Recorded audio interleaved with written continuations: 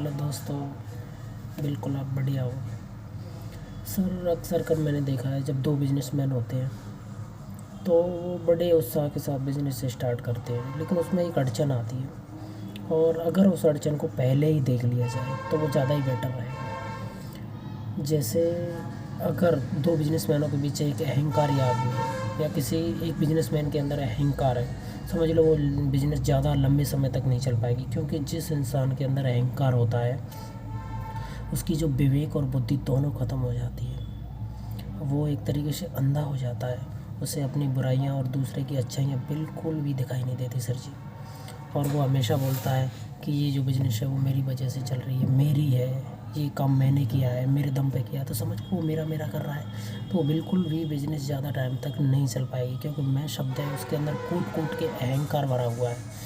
मैं शब्द का प्रयोग केवल भगवान कृष्ण ने किया कि मैं भगवान कृष्ण, आप मेरी शरण में आ जाओ, मैं आपका उद्धार कर दूँगा। अगर मैं शब्द का प्रयोग कोई इंसान करता है तो समझ लेना वो बहुत बड़ा अहंकार है और उसके साथ आप ज़्यादा लंबे समय तक बिजनेस नहीं चला सकते सर जी। आप रावण को ही देख लीजिएगा, बहुत बड़ा विद्वान था, वो बहुत बड़ा एक कुशल राजनीतिक था, बहुत अच्छा एक राजा था। इतना अच्छा राजा था कि उसे हर चीज़ का ज्ञान था, उसे राजनीति बहुत अच्छी तरीके से आती थी कि राज्य को कैसे चलाया जाता है। लेकिन जब उसको अहंकार आ गया था तो वो बिल्कुल अंधा हो गया था और वो राम की अच्छाइयों को बिल्कुल नहीं पहचान पाया था और राम की अच्छाइयों को बिल्कुल भी नहीं पहचाना गया था और उसका आपने परिणाम भी देख लिया होगा। और जो अहंकार होता है ना, सबसे उसका बेस्ट भोजन होता है रिश्ते। सबसे पहले वो रिश्तों को पतन करता है, सबसे पहले वो अपनों पर शक कराता है। सबसे पहले उसने विभीषण पर शक किया था सर। भगवान राम, विभीषण और रावण तीनों की एक त्रिकोण श्रृंखला बन गई थी वो, क्योंकि जो विभीषण था वो भगवान राम की अच्छाइयों को अच्छी तरीके से जानता था।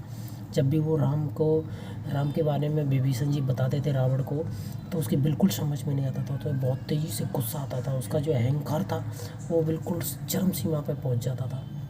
इसीलिए दोस्तों, जब भी आप किसी के साथ बिजनेस करो तो देख लेना कि वो आदमी कहीं अहंकारी तो नहीं है, क्योंकि बिजनेस जब चलती है उसके शब्दों में मिठास हो सर। बिल्कुल मिठास हो, बातचीत करने का तरीका बहुत सरल हो, कोमल हो बातचीत करने का तरीका।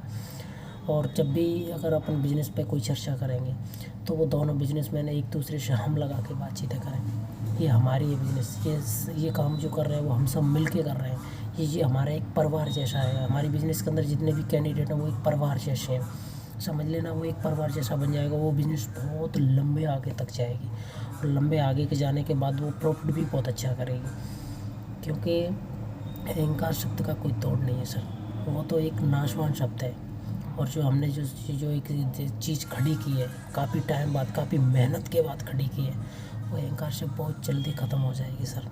इसीलिए अहंकार को बिल्कुल भी अपने पास मत आने देना अगर आप एक अच्छी कुशल बिजनेसमैन बनना चाहते हो तो। क्योंकि अहंकार शब्द बिल्कुल बिल्कुल नहीं सर, ये बिल्कुल नहीं चल पाएगा सर बिजनेस के अंदर सर। और हमेशा ध्यान रखना, अपन एक बहुत अच्छे मेहनती आदमी है। हम हर किसी चीज़ में, हम जिस भी फील्ड में काम कर रहे हैं उसमें बहुत शानदार तरीके से चल रहे हैं। लेकिन जब आपके अंदर अहंकार है तो वो जो आपका एक लाइन से चलना, नीति से चलना, एक अच्छी तरीके से बिजनेस करना, एक अच्छी तरीके से तुम्हारा जो ज्ञान है वो काम नहीं आ पाएगा। क्योंकि आप जिस किसी के सामने बिल्कुल भयंकर एटीट्यूड से बात करोगे, घमंड से बात करोगे, तो सामने वाला तुम्हारे साथ काम करने से मना कर देगा। तुम्हारे जो अच्छे वर्कर होंगे, जो तुम्हारी टीम में काम कर रहे हो, वो तुमसे कतराने लग जाएंगे, तुमसे भागने लग जाएंगे, दूर भागने लग जाएंगे। इसीलिए तुम जो तुम्हारा सारा सिस्टम होगा बिजनेस का वो अच्छा नहीं चल पाएगा, ज़्यादा टाइम तक नहीं चल पाएगा सर। हाँ, एटीट्यूड दिखाओ सर, जब आपको वाक़ई लगे कि यहाँ दिखाना ज़रूरी है वहाँ दिखाओ, लेकिन हर समय नहीं। हर समय बिल्कुल कॉमन हंसमुख एक तरीके से रहो। जो भगवान कृष्ण, आपने उनकी तस्वीरों को देखा होगा, वो हमेशा हर तस्वीरों में हंसते रहते हैं। उनका चेहरा है वो बिल्कुल एक कोमलता जैसा दिखाई देता है। भोलेनाथ का जो चेहरा है बिल्कुल एक कोमलता जैसा दिखाई देता है। कभी उनके चेहरे पे इस टाइप का कोई ऐसा हाव भाव नहीं होता है घमंड जैसा। क्यों?